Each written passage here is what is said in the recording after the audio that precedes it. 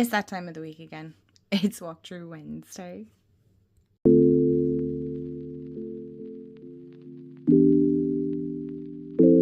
Hey everyone, and welcome back to my channel, or welcome to my channel if you're new. Hi, I'm Mand. So, of course, it's Wednesday, and what do we do on a Wednesday here? We have a walkthrough, flip through, a glance through either old or brand new decks that have come out. Most of them are mass market, so it's easily accessible to everyone. So if you're new here, hi, I'm Mand.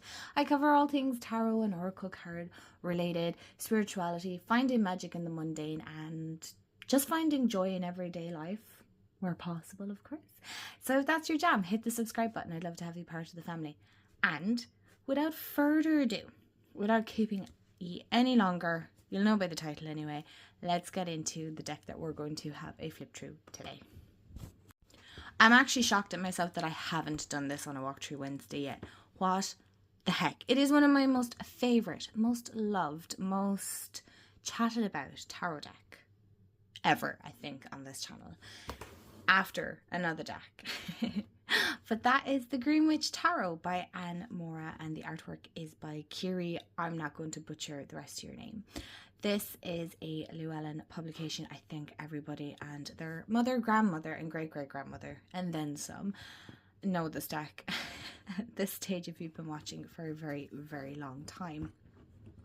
So the back of it is attuned to the deep. Now, it is very glossy, so I do apologize for that. Attuned to the deep intelligence of the universe, so the author of Green Witchcraft. So enter the world of the Green Witch, where elements, fairies, and spirits of the earth help you align with the natural energies of the old religion. With the turn of each card, the Green Witch Tarot opens a channel between the reader and the spiritual beings of nature. I am so sorry. That is Grim. She's very chatty today, aren't you? Okay, now she goes silent. Talk about making a liar out of me. And it's beautifully illustrated by Kiri and accompanied by a comprehensive guidebook for easy interpretation. This deck unlocks the energetic wisdom that you can use to find the answers you seek. And it is one of these beautiful big Llewellyn boxes. It's magnetic. It's really hefty, very durable.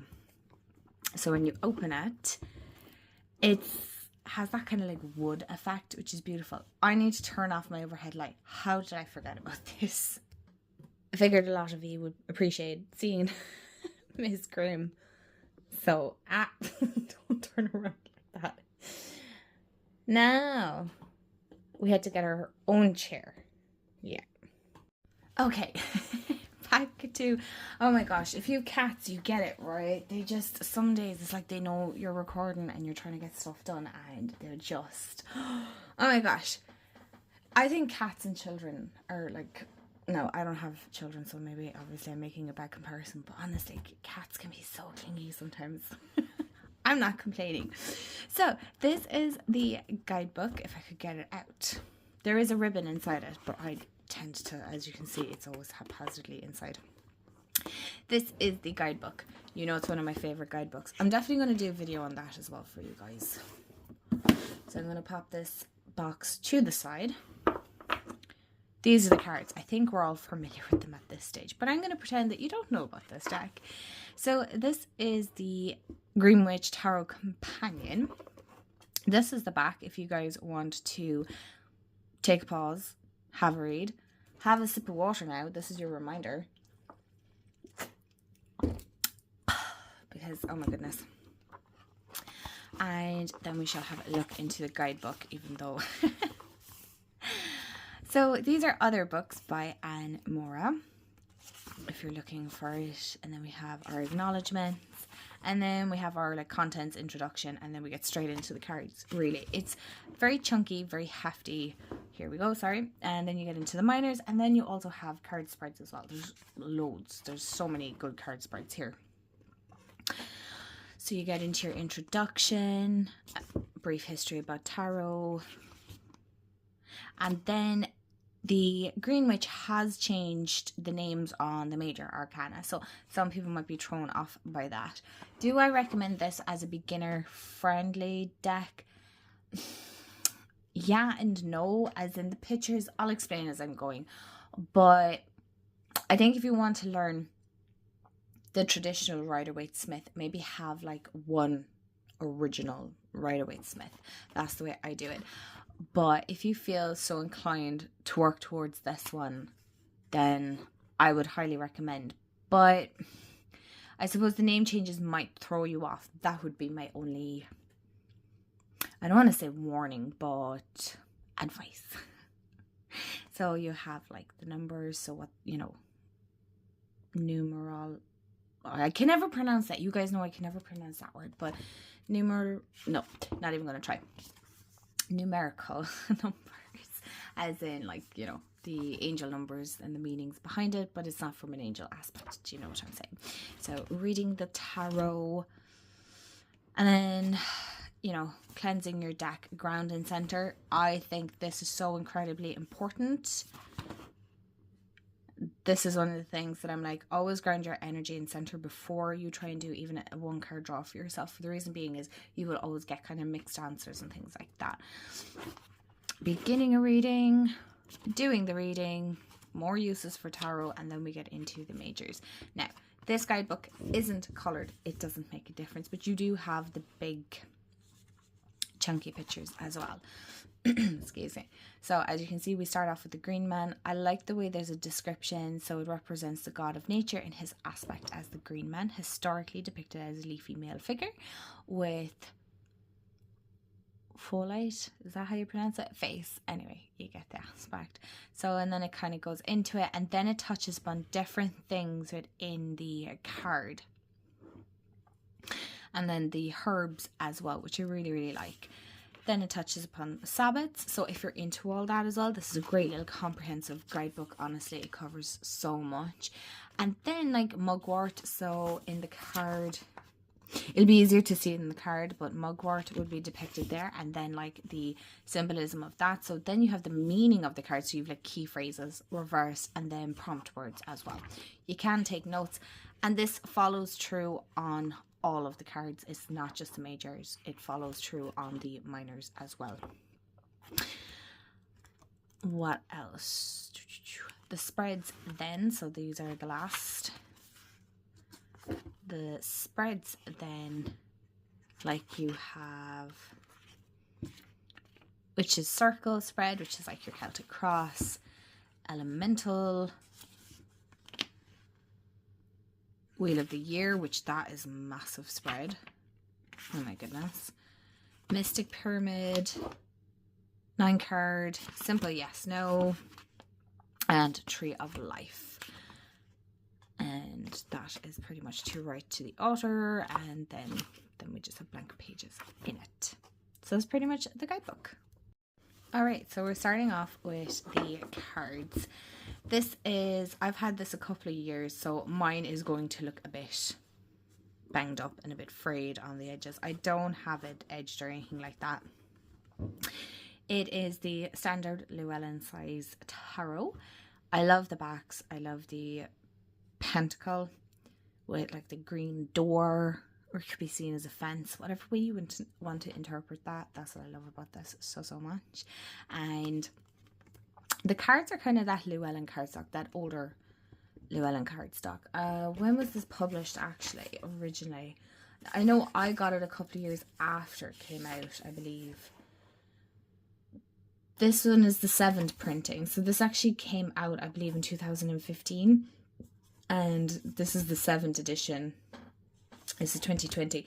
So that would be correct, actually. Yeah, that would have been roughly the time I got it. So this is an older deck, I suppose, in standards of tarot decks. Like, it's not the newest, but I don't think it's the oldest deck either, but it's been around a while.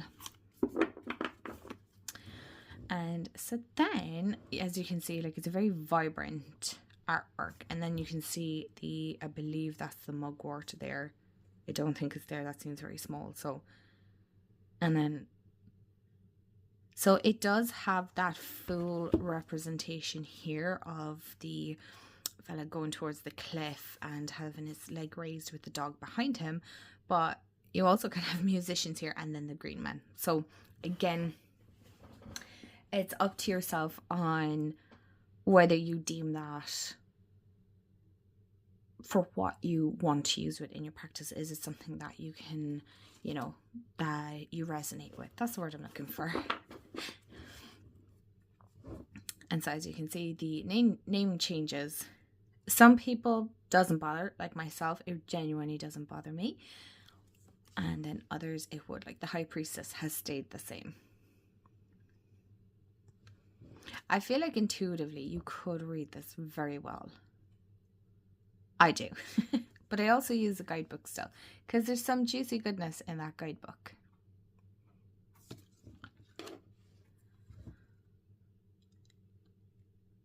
And these pictures I just resonate with. They just make sense to me. They're familiar. Maybe in a past life I've lived some life like that.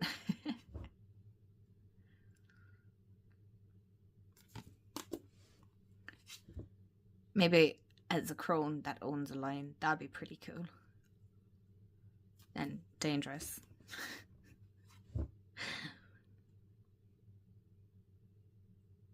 Like, I love the way even there's a person, if not two. Is there one or two? Again, that's kind of open to interpretation, because this is about as clear as I can get it for you. So you can interpret that as one person, two people, like a time. Oh, what are those things called? A timer at the door. You know, again, there's lots of different symbolisms within this that I feel like you'll be constantly adding to your inner knowing, inner knowledge, inner dialogue. You know, that book, kind of a book of shadows, a grimoire that you be keeping in your own mind of how you associate different things.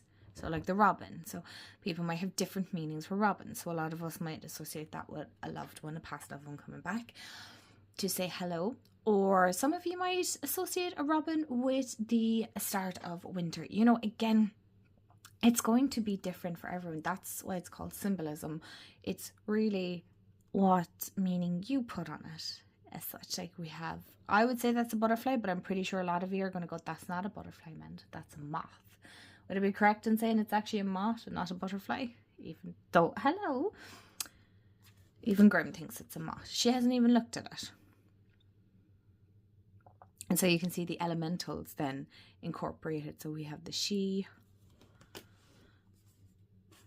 I think because of, obviously, I'm from Ireland and the Irish heritage within me. So there is that sense of, I feel like this is how life may have been to a certain extent here within Ireland. Especially with the towers and the castles, we have quite a few. Hello.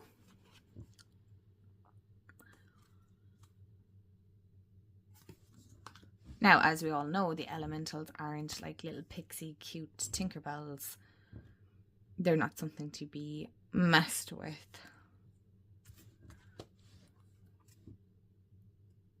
That is gorgeous. And like we would have had thatched houses and marking the land. So there is that sense of kind of familiarness with it. And of course, working with land elementals as well.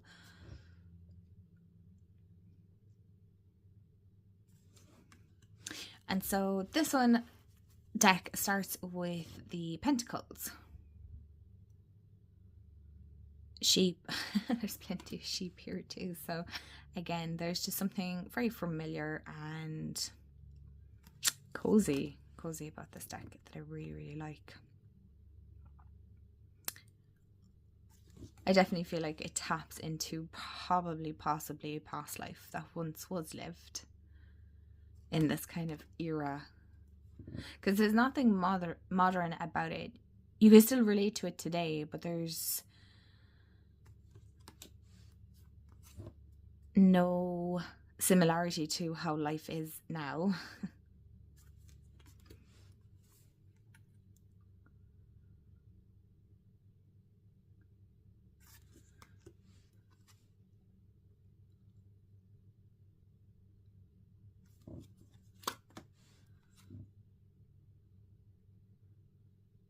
Or how they dress. That's definitely not. But even the birds. Okay, I'm not familiar with a lot of birds, but it would be something that's within our nature here. Is a bit more relatable, if that makes sense, because sometimes some of the animals depicted in certain decks we wouldn't have here.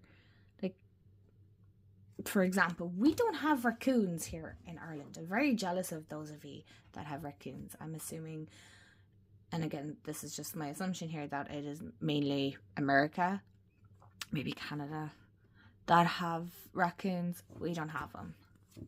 I love the way you call them trash pandas. I'm like, we don't have any of that. Now, we have our own beautiful wildlife. Wildlife, that's the word here. But, you know, I'm sure that, like, you probably look at our wildlife and go, wow, you have these. We don't. So, you know, that whole, the grass is greener. Them walls remind me so much. If anybody has ever been to Galway, you'll know when you're coming into Galway, there are so many of these like little stone walls that kind of section off the land and stuff. And I'm just obsessed with these stone walls. I love them so, so much. And I love stone houses and thatched houses. And I'm fascinated about how they lived in Ireland before they literally had so very little items as to now. I'm sure they must think we're completely wealthy with the way we're living now, whereas they lived such simpler lives. Probably not as cozy as it's depicted here.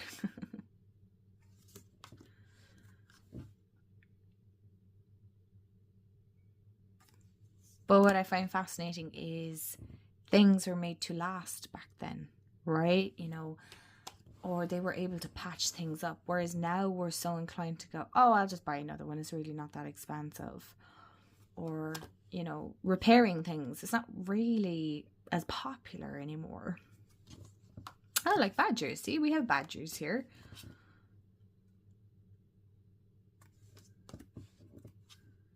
So, yeah, there's a sense of home with this deck. There's something very familiar.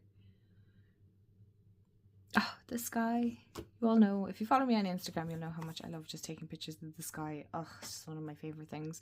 Morning, afternoon, evening, nighttime. Although nighttime is never as pretty as the morning on camera. Like, even the ships back then are far more glorious and beautiful than the ships we have now. You know, everything is so grey and concrete and what's the word? Like, it just lacks character.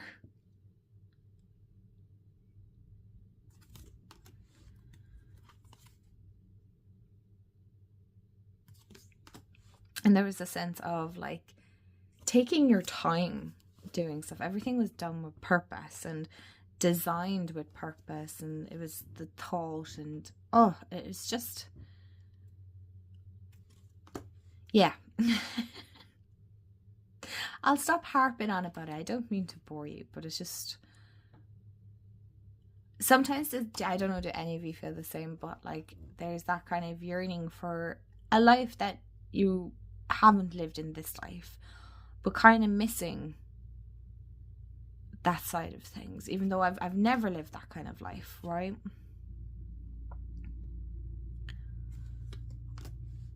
But there's that sense of, I don't want to say homesickness, because I can't be homesick for a place that I don't know, but I think there's something within my own soul that misses that.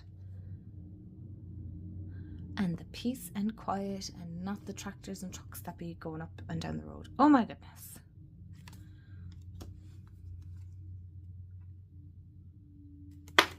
Oh. And there's a great sense of community. Oh, I do apologize.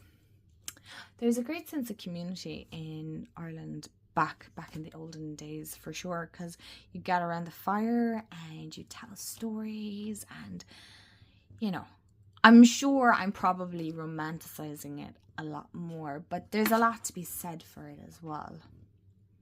There's a lot to be said for community, your village.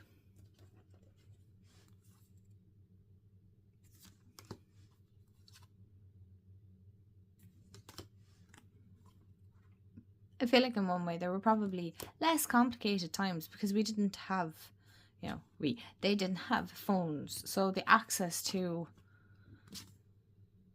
everything took a bit more work.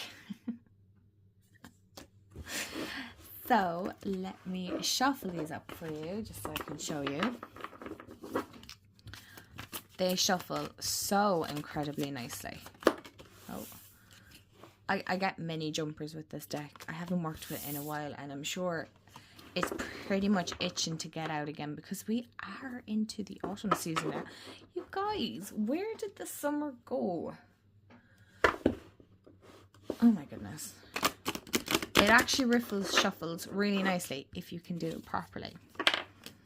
But I have to say, you've all been very, very kind and not commenting on my riffle shuffles. So I do appreciate that. As most of you know, I've mentioned this, I live in Ireland, so obviously the damp and the cold, and that can sometimes affect the deck. This has not bowed at all. Am I showing this very awkwardly? Hasn't bowed at all. It is perfect. And this is, I love it. I have quite small hands, so these are always just perfect sizes for me to work with. So my loves, that is the Green Witch Tarot. Let me know in the comments below, what do you think of it? Do you love it? Did you buy it? I know one of you messaged me that you went off and bought this deck because of my videos. I love that.